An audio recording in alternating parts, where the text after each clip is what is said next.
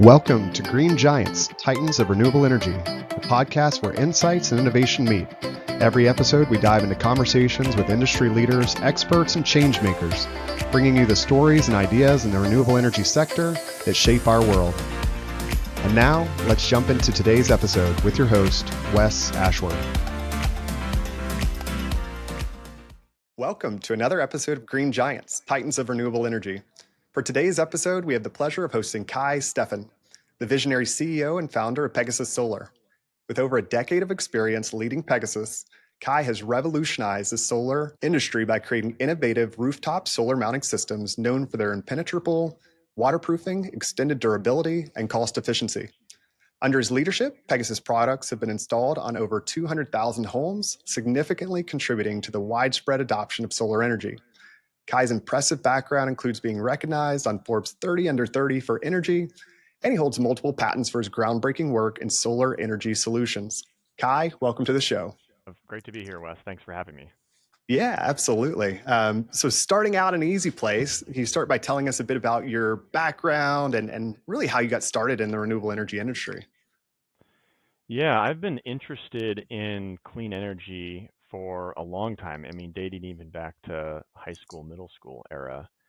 Okay. I'm probably one of those few people who knew to a large degree what I wanted to do at a young age. And right out of college, or in college, I did a degree in mechanical engineering. And immediately out of that, went into the renewable sector doing integration of large-scale renewable projects. This is back in 2009, 2010 era. And Yeah. that's how I really started. A little bit of a backstory what inspired me back as a young kid is I had the fortunate experience of having parents who were very interested in going on a big adventure. And so Okay. in middle school, we actually moved onto my family's sailboat Oh, and really? lived on that for 2 years. Yeah, that's cool. Uh, yeah, sailed all around Western Mexico and through the Panama Canal and up through the Caribbean. Wow. This is like year 2000. Um, Okay. so like no internet, I mean, internet was Yeah. starting, but not on the boat. And we had a couple solar panels on the boat that powered the boat in addition to the diesel engine. And Oh, that was cool. like just kind of an impactful time for me as a someone who's growing up, in that age, seeing how we could have this clean energy source, and also seeing some of the environmental degradation that was happening Yeah. in other parts of the world. And so from there, I was just interested in getting into something that made an impact. Um, Right. so I come from a lineage of engineers and knew I wanted to be a mechanical engineer and did that and still do it today at Pegasus, even my role where I'm at now. And so Yeah. after getting into renewable energy right out of college, I knew that was really where I was excited to continue to be, and I'm just super thrilled to continue to be making an impact in the industry today. Yeah, I love it. It is cool, just like your entire career, it's been focused and dedicated to that space, and you've already made such an impact. But so taking that initial step and now to current day, hmm or back up a little bit, sort of starting Pegasus. What was the journey like from inception, starting the company to where the company is today? Oh man, it's been truly a roller coaster. I know the Yeah, solar no coaster is a doubt. word that's often used, but it's been Yeah.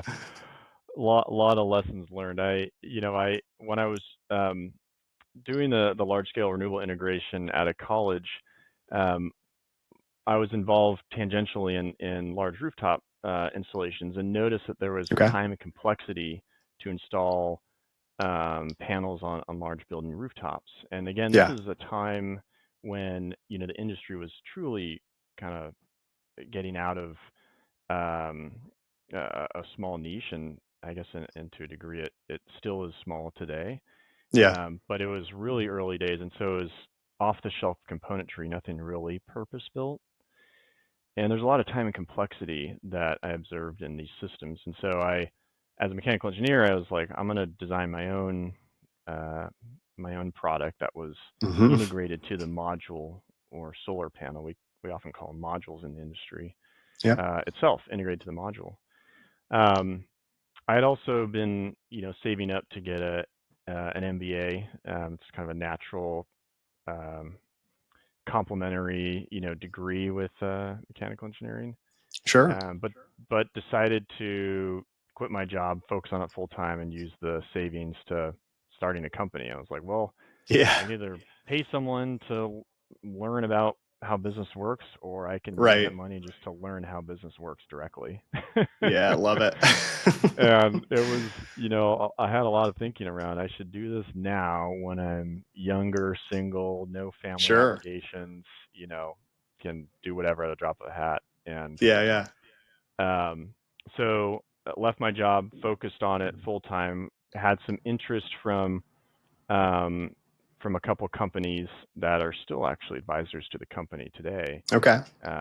and um, was actually on a path to filed a patent on a path Uh-huh. to license this invention and then quote go to the beach. Like Yeah. okay, you know, collect royalties and let's move on to the next project somewhere in Sure. solar still. That has not worked out at all. No. Still there today. Yeah, still there today. And so um, the first company we were working with, and I had a number of advisors that were really involved kind of early on Hmm. helping out. Um, I think it was about 9 months after like getting some initial capital in, the Yeah. company we were going to license the product to declared bankruptcy. Oh, wow. And it Okay. was just like, oh man, now Yeah. what? Where do we go Yeah. now? Like our whole prospects are kind of blown up. And we worked with our investors to think through, well, and also around that same time, one of the early innovators in solar mounting systems, Zep Solar, was Okay. acquired by Solar City, which is now Tesla, Yeah. uh, back in 2013. And that left a hole in the market because Tesla took that product away from all other installers that Okay. Right. previously had used it. So I was like, all right, maybe there's an opportunity to transition into residential. So Hmm. talked with the investors and said, instead of the licensing path, screw it. Let's actually make the product. Let's start Yeah. manufacture. And so was able to bring in some more capital because the concepts were aligned with the value prop that Zep had, Okay. but them not being on the market seemed like a straightforward opportunity. Hmm. And it turned out it was. We actually signed a 150 megawatt contract with the Oh, then wow. third largest installer, which back then 150 megawatts was huge It's a for big us. deal. Yeah. Yeah. So, off to the races, ramping up manufacturing, going full speed. nine Yeah. months later, they go bankrupt. Oh, And my I was just gosh. like, dude, two in a row. Come on. Yeah. That company was called Sungevity for anyone who's been in the industry for a while. Yeah. Yeah. Um, so all of a sudden, our revenue like vanished overnight, Gosh. effectively down to like 90% down or probably more. Wow. Those are really tough moments, and we had to downsize the Without a doubt. team and kind of like, is this gonna go through? Like, or should we just close the company down? Um, but we, uh, we had a lot of obligations to our suppliers, Okay. actually, because we had, procured a lot of material. Sungevity went Right. bankrupt, so we weren't getting money from them anymore. We had a lot of material, and there's almost a, in some senses, we should have maybe restarted, but we had an obligation to a lot of our suppliers to fulfill those, really those debts. Sure. And so we said, all right, how do we work through this with this excess inventory? It was also a challenging moment because that product that was designed was what I call a module integrated. So a lot of componentry was pre-installed onto the modules at the factory. Yeah. And in that era of solar, there was module oversupply. So anyone who was a smaller installer, like a local regional installer, didn't necessarily Hmm. want to use one specific brand of module, and the Okay. distributors didn't want Yeah. to carry one specific. So there is a challenge, a severe challenge in getting enough uh, volume and momentum to adopt this Hmm. system, Yeah, yeah. yet there was no any one big company enough to like push the needle to cause the factories overseas to actually integrate our product. This was a Right. chicken and egg scenario that got Uh-huh. hyper worse. And we ended up um, noticing though that some of the componentry was actually of interest just to traditional rail and mounting systems. It was our Okay. flashing, which is a Yeah. component used to waterproof against where you actually screw into the roof structure. Hmm. And that was effectively our lifeline to start getting revenue back in. We started Okay. selling it to contractors. We started selling it to we're located close to SunPower, who's been a Uh-huh. um, big business in solar for many years, and still a customer Absolutely. actually Yeah. today. And so they started buying the product as well, and that was kind of a lifeline. Okay, we have something here. Let's go off of this one product, this one component of the Hmm. entire chain, and really start rebuilding out of the ashes in a sense. Yeah. Um, and that was honestly grinding it out for a couple years, like building that up. I mean, flying around the country, literally dropping, knocking on doors of contractors, getting doors Yeah. shut in your face, Yeah. with your Yeah. product. And but we had enough that were interested because I had a unique waterproofing solution that was truly a superior technology. Hmm. And we ended up over the course of probably 2 years or so, ended up having about 100 or so end contractors using the product all over the country, Okay. and really from just grinding it out around Yeah. talking Yeah. to everyone that had solar in like their tree of families down to cousins, etc. Yep. And so from there, then we were able to utilize that customer base to bring together what I call a customer council, which Okay. is a group of customers that we put under NDA and basically say, Hmm. what do you want?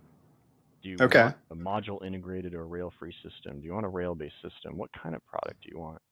Yeah. And that allowed us to develop our rail system, which is then cascaded into a whole product line with SkipRail and InstaFlash, and Right. really got us into become a significant market player over the last 4 years now. Wow, man, that's So an incredible story. Like, it really is. Um, and it I was think, there was some really interesting moments, especially early with the like integrating of modules. I mean, right. I was over in China, Thailand, Korea, working in these module factories, seeing how things could work. I even went out Yeah. to a residential solar install in rural China to see if there's an Okay. opportunity to sell domestically in China, All which right. was a whole experience in itself. I can imagine so. Yeah. It was like Yeah. none of this would be to code in the US, but you know what? If it works for you, okay. Yeah. Yeah. Love it. So, Man, that is that's a remarkable story, and I think a really inspiring story too for those entrepreneurs out there that are starting or those sort of things. Like it's tough, and you do hit those setbacks, and as you said, sort of 2 years, and those are kind of lonely, rough years, and you got yeah. to grit through it and grind through it and get out there and keep asking questions and doing things. So that's really truly remarkable. Um, so I know that design and invention are major passions of yours. You've mentioned some of that, prior to, and I know you're, a business person and a founder and CEO, but I think at heart you're an engineer and an inventor, and those sort of things as well. And that passion clearly comes across. Um, but tell us a little bit about that. Can you elaborate on how that passion influences your work today at Pegasus? Yeah. I think design and creation is such a it's almost an intrinsic interest, just being creative Yeah. and applying that creativity to mechanical products in this space, Right. mounting systems.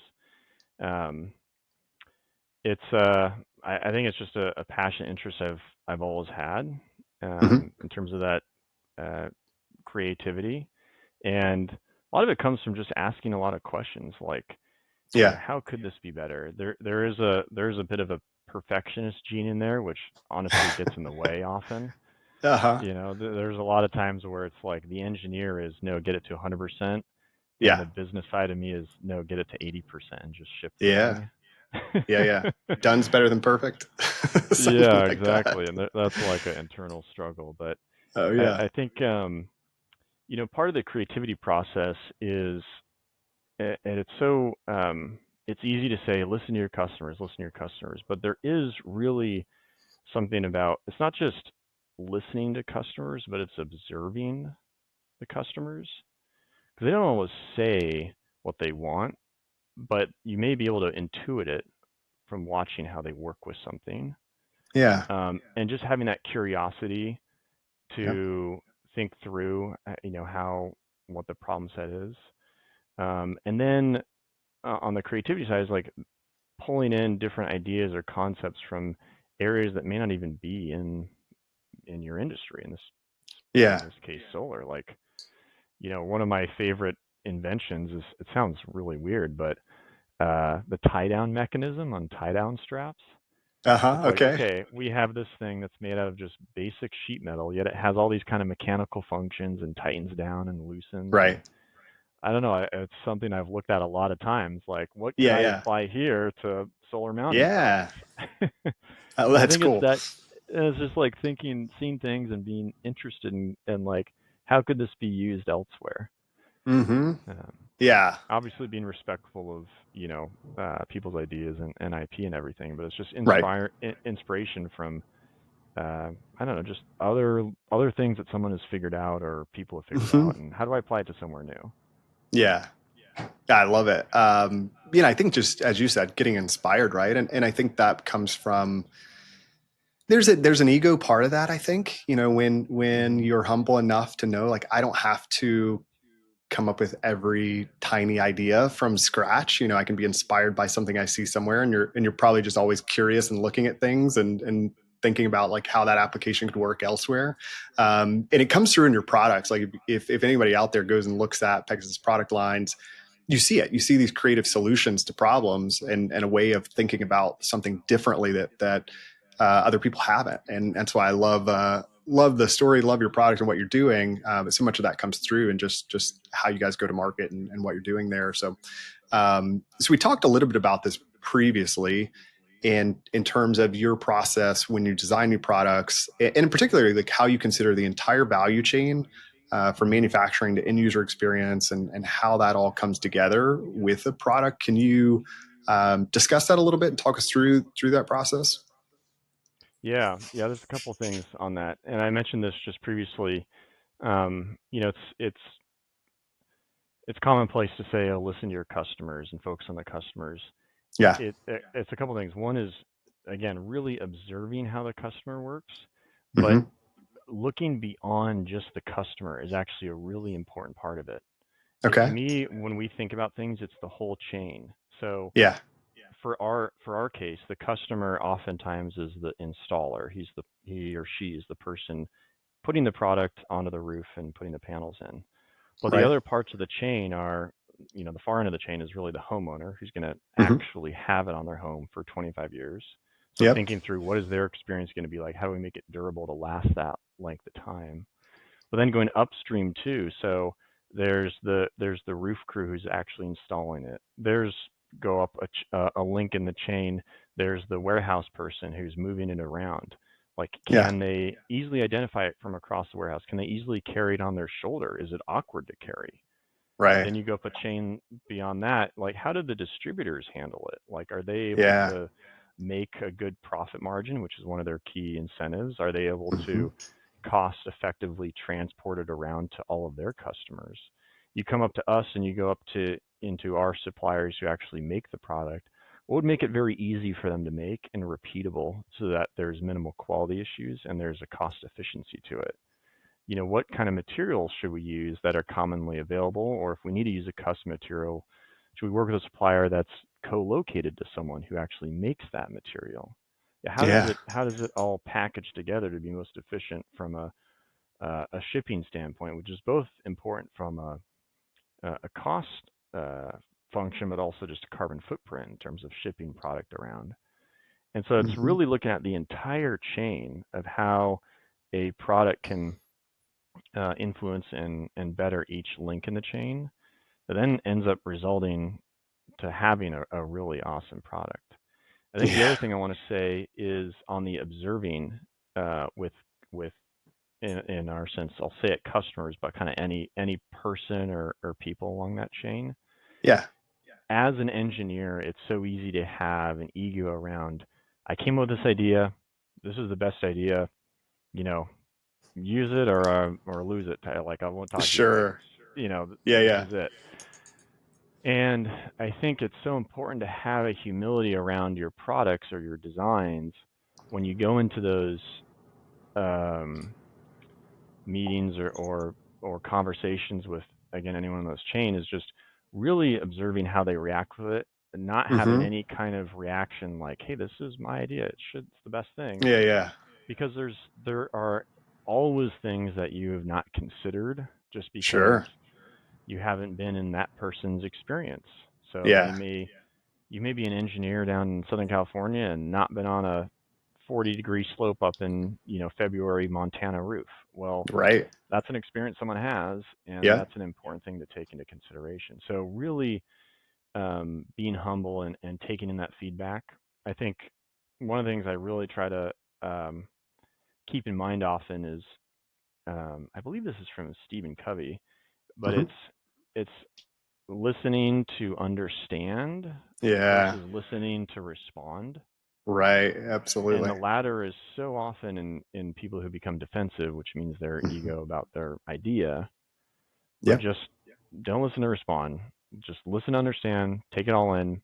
Even if they think your idea is total crap and they, use a bunch of expletives around it, it's like, okay, Yeah. understood. Yeah. I got it. Let me work on Yeah, that. that's so good. It's such a great recipe for some of the factors that come into producing really a great product, and I think it's something that's missed. Where people don't Hmm. necessarily consider that entire value chain and how it affects each component of that, which is great. So I love that approach and story and putting that out there. Yeah, Um, so I'd like to get into a couple products and get a better understanding of those. So you hit on this a little bit. One of your standout products is InstaFlash Technology. Can you explain just a minute or two just what makes it unique, how it addresses common issues in rooftop solar installations, and I would maybe now I'm curious sort of to hear like how did it come about? What was the yeah, original idea and some of those inception points. totally. So InstaFlash is a really awesome technology. Effectively, what it does is it provides literally best in class waterproof seal to a roof. Yeah. How it does that, that's different than other items out there, other like waterproofing technologies. First off, it is a non-hardening, Hmm. non-curing substance, so it always has a semi-liquid state to it, kind of like a Yeah. grease maybe.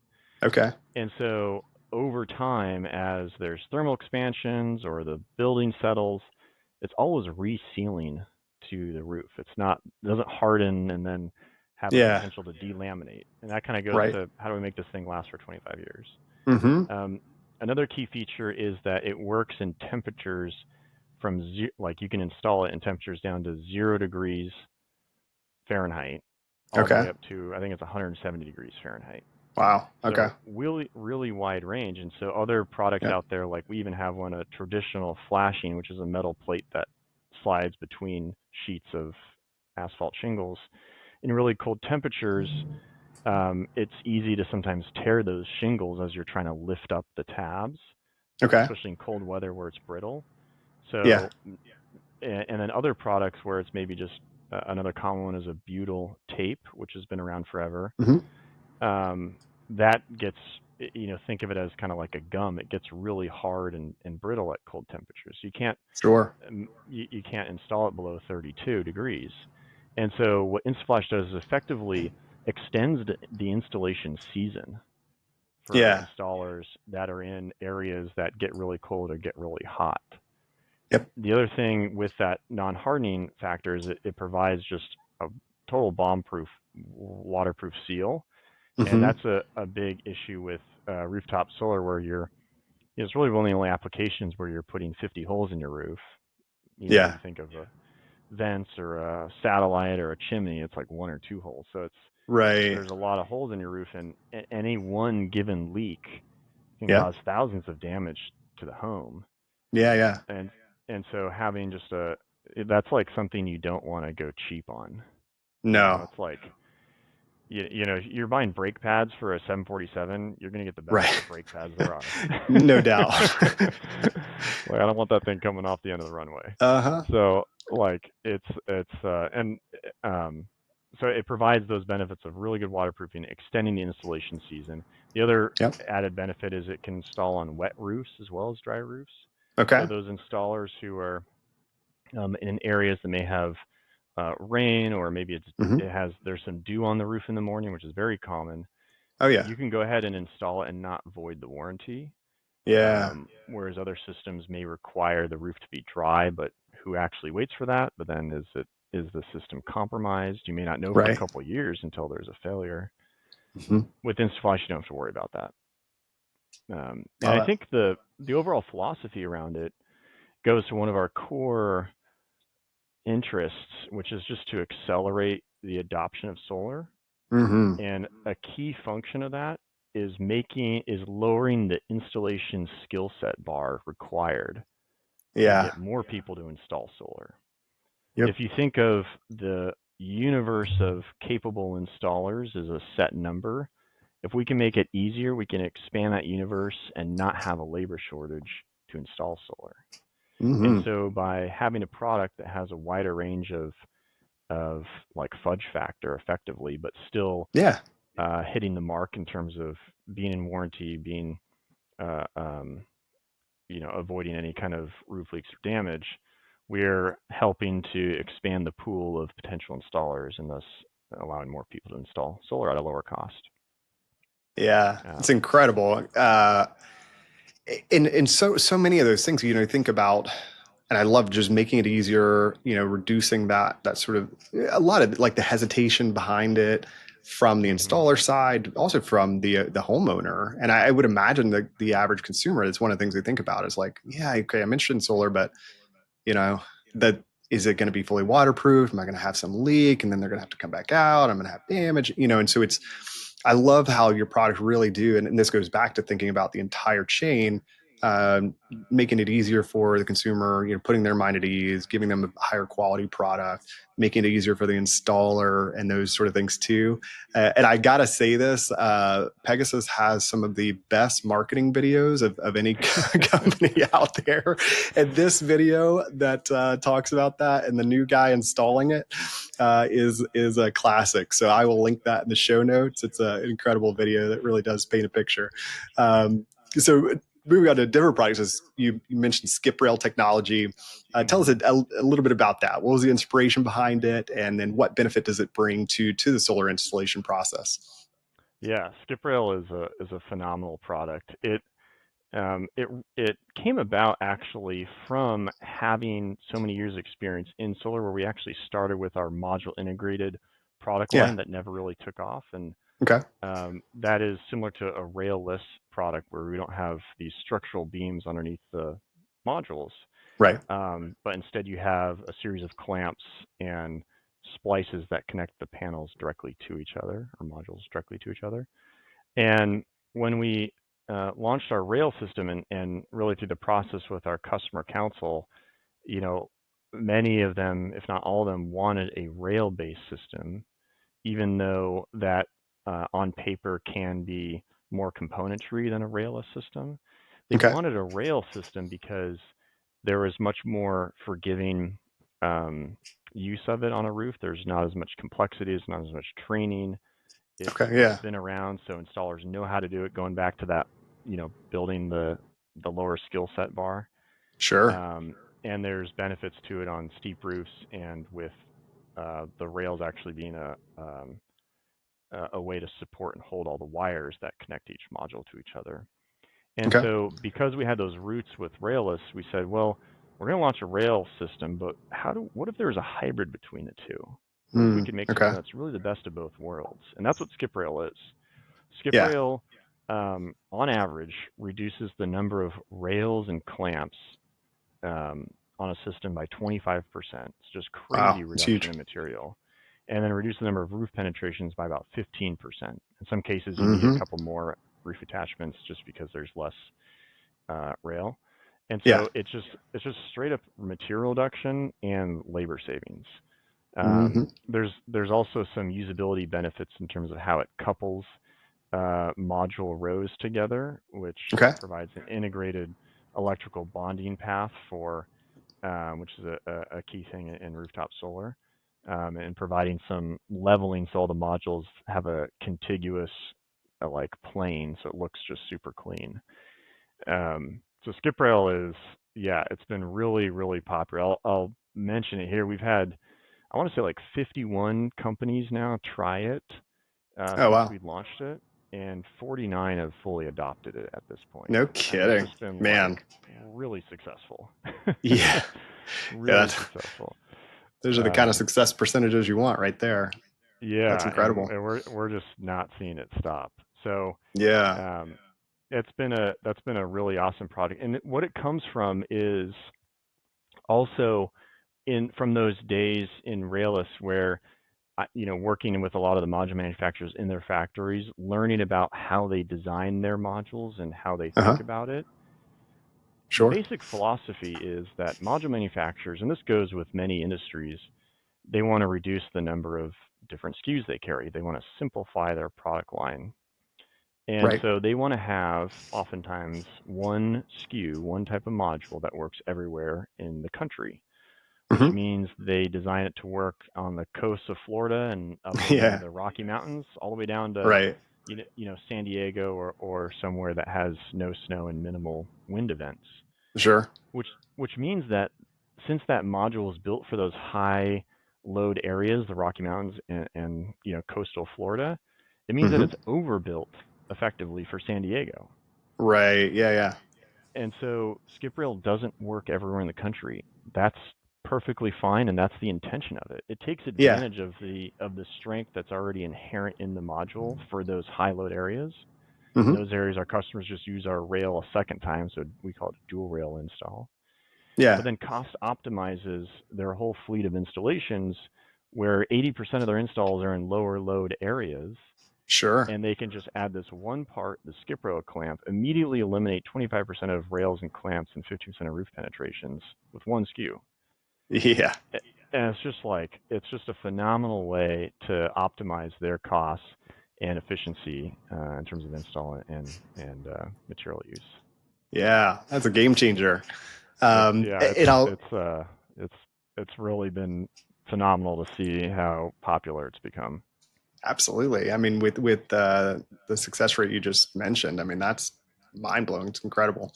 Um, and I was going to ask this question, but thank you for you sort of teed it up and launched a new product for me the day before our episode, I think, or got something new coming out. So uh, happy coincidence. But I was going to ask you sort of about some new products or things that are on the horizon. So what are some of those new products that are coming, and you could share the most recent one and some other things that are going on. Yeah, we just launched yesterday a really fun product called Bond Box, which Hmm. effectively is a box, a junction box where all the different wires from your system would come together. They join into the kind of the final wire, if you will, down to the Yeah. home's electrical panel. Um, Hmm.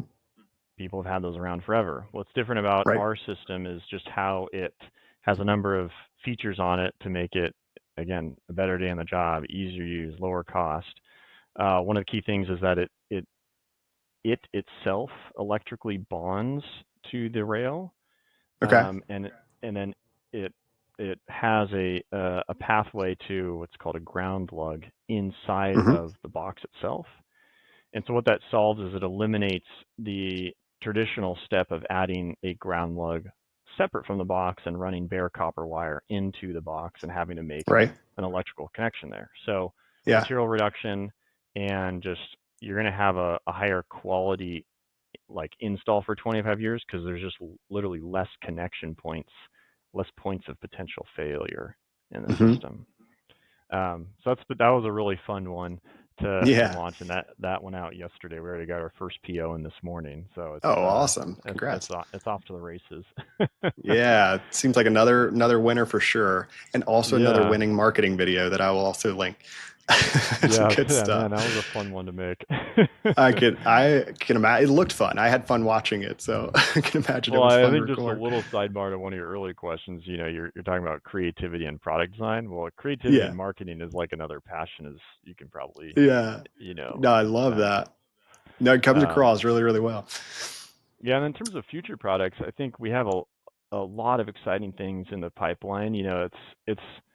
It's applying the same methodology and process to product development and creativity to Hmm. basically different parts of the um, the products that our customers are using, whether it's on Yeah. the rooftop or maybe not. I won't say what that is, but Hmm. applying that same process. So I would say we have more product development in our pipeline now than we like. You would have asked me a while ago, we would have been Yeah. finished at SkipRail. Well, now we have more items on our list than we can even handle. There's like so many opportunities to innovate. It's Yeah. just really exciting, really exciting. So yeah, keep an eye out for the upcoming months and years. There's going to be a lot of neat things coming out. Yeah, for sure. And it's exciting having folks like you in the space and so passionate about it. I mean, these are the types of things that we need to happen in the industry, just to continue to innovate, continue to create, continue to make it easier, continue to reduce material use, material costs. I mean, all these things and how you're going about it is exactly what the industry needs to continue to accelerate. So, thank you for all that you're doing there. We're getting closer to time, but I have a couple more questions. So, you mentioned the early days and then some of the trials and tribulations of that, early business stuff and, it getting to the point of almost going like, do we hang it up or do we keep going? What advice would you give to other entrepreneurs in the renewable energy space? And again, I think we need more entrepreneurs. We need more people like you coming in the industry. So what advice would you offer to them? Hmm. I think a couple things. One is, you know, persistence is, I think, almost an underrated attribute. Like Yeah. even when you think you should hang it up, just Yeah. give it a couple more steps and see where that Yeah. goes. When they're in those really dark moments, which do happen, especially as a founder and CEO, you're like, it's alone at the top in many regards, or it Hmm. can be. Yeah. Um, like just one foot in front of the next when you get into those moments, and if it is the right thing to do for not just you but for kind of all the stakeholders to move on, Hmm. then maybe that's the right thing. But just give it a couple more steps and see if you can push through. I think that's one thing. I think another thing is, you know, um, taking that step back so you don't Yeah. have such a myopic view on one link in the chain That's good. and seeing the whole chain. Like Hmm. that will allow you to have a broader perspective on your product or your service and how you can make something really efficient. How do you remove friction throughout the entire chain, not just Yeah. for one link? And that's going to create a really strong product, really strong offering. So Yeah. No, those are two incredible things that advice. come to mind. Yeah. Yeah, I agree. I mean, I think that's a lot of it, right? Is just staying on the path and staying by the rim and, continuing to innovate and ask questions and, evaluate it. But it's that persistence is Yeah, key for sure. and I think one other thing is just really like keeping that humility in a sense, or maybe just Uh-huh. a healthy dose of paranoia to some Right. degree, where Yeah. it's like, okay, we've had all this success, et cetera, Right. but like, you know, that it doesn't mean it's time to hang up the coat and like you're always got Yeah. to be on your toes, always got to be innovating and keep moving forward. It's those who become stagnant and complacent, like the days are numbered at that point. Hmm. Yeah, I think we're seeing that across the board, like just things are evolving so quickly and changing so quickly. Like if you're you're doing what you did a couple years ago or 5 years ago or less sometimes, and you're already just irrelevant, and you've got to Yeah. continue to evolve, continue to improve, and constantly look at how do we do things better? How do we look at things differently? So yeah, I agree wholeheartedly. Final question. So, someone who has made significant strides in advancing renewable energy, you've been in it your whole career. What legacy do you hope to leave behind? And how do you envision the future of solar energy and shaping our world and the planet? Oh man, I think from a legacy standpoint is really helping move the needle on renewable energy adoption, and in my case specifically solar. I think um, there's so many components that go into that. It's Yeah, it's a lower cost product. It's easier to install. There isn't a bad reputation because it failed 5 years from now. So there's a durability component to it. Delivering something that is true to what you believe in and is not kind of a fly by night operation. So really right. helping accelerate solar through all those different facets. And then I think another thing is when I was starting out, it was when clean tech was a dirty word because Yeah. all these big companies raised a bunch of money. It was like Yep. 2012 era, Mm-hmm. and VCs lost a ton of money. Solyndra was kind of the poster child of that. Yeah. Um, and I think having what I would love to see is if our success and other companies in our industry have success that brings in more capital to entrepreneurs in clean energy, Yeah. like that is a big thing because that scales more technology, more development, more innovation into our space. That goes back to that goal again of how do we just accelerate the adoption of solar energy. So Yeah. having that like effect would be really awesome to see. Absolutely, absolutely. All right. Well, with that, we'll wrap up. But man, it's been inspiring to hear about your journey and the innovative strides Pegasus is making in the solar industry.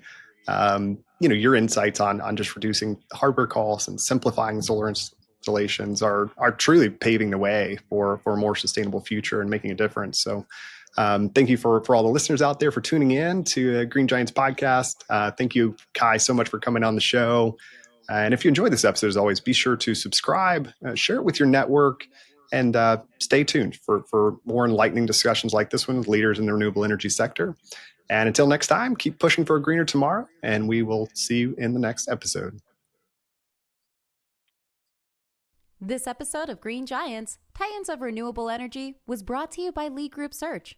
If you enjoyed today's discussion and are looking to recruit top talent for your company or find your next career opportunity in the renewable energy sector, visit leegroupsearch.com. Let's continue driving the future of clean energy together. Until next time, keep pushing toward a greener future.